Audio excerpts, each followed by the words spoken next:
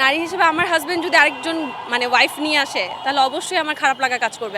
আমি তো এটা চিন্তাই করতে পারি না যে আমার একটা হাজবেন্ড থাকা অবস্থায় আমি আরেকজনকে বিয়ে করব। আমার নিজের ওপিনিয়নটা আমি দিতে পারি যে না, এটা নট রাইট। যেহেতু এটা ইসলামিক রুলস থেকেই আসা, তাহলে এখানে হাইকোর্ট আসলে মানে রায় দিতে পারে বলে আমার মনে হয় না।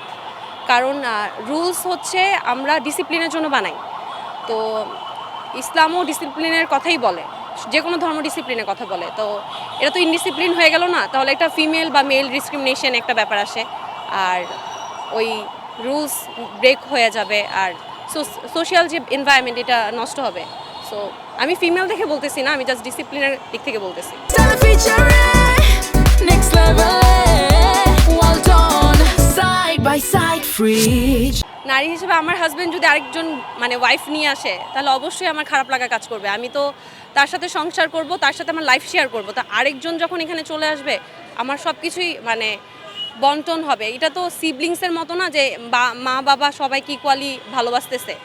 তো সব কিছুতেই তো এখানে মানে রেগুলেশন ব্রেক করে। সো নারী হিসেবেও আমি অফকোর্স আমি তো এটা চিন্তাই করতে পারি না যে আমার একটা হাজবেন্ড থাকা অবস্থায় আমি আরেকজনকে বিয়ে করব। মানে এটা তো আসলে মানে ব্রেইনই কাজ করে না আমার, এখানে এভাবে চিন্তাই আসে না, এটা সম্ভবই না। আমার নিজের ওপিনিয়নটা আমি দিতে পারি যে না, এটা নট রাইট। খবরের কাগজ, নিখাত, নির্ভীক, নিরপেক্ষ।